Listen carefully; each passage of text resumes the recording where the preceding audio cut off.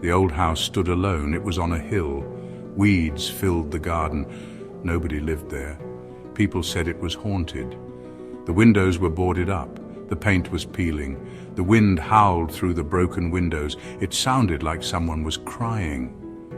One night, a group of friends walked up the hill. They wanted to see the haunted house. They were not scared. They were excited. They wanted adventure. I bet you won't go inside, Alex. Yeah, what are you scared of? I'm not scared. I'll go inside.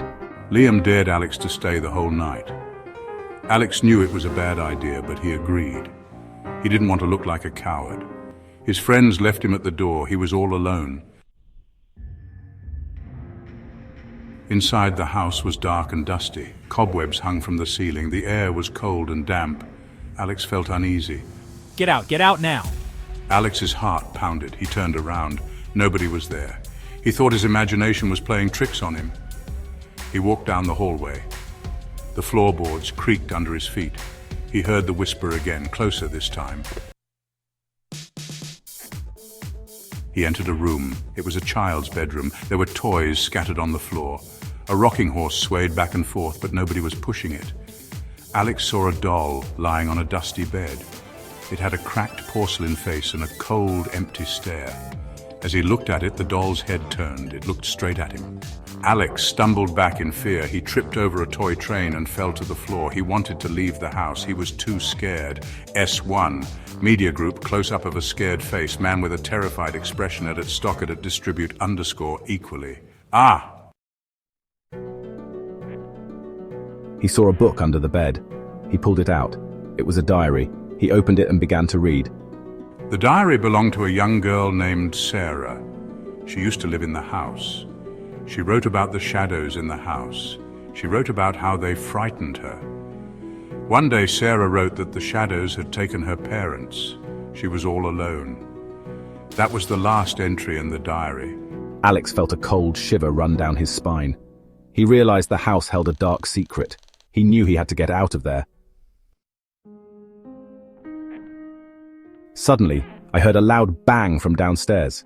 It came from the basement. I hesitated. I was terrified, but I had to know what made that noise. I slowly made my way down the creaking basement stairs.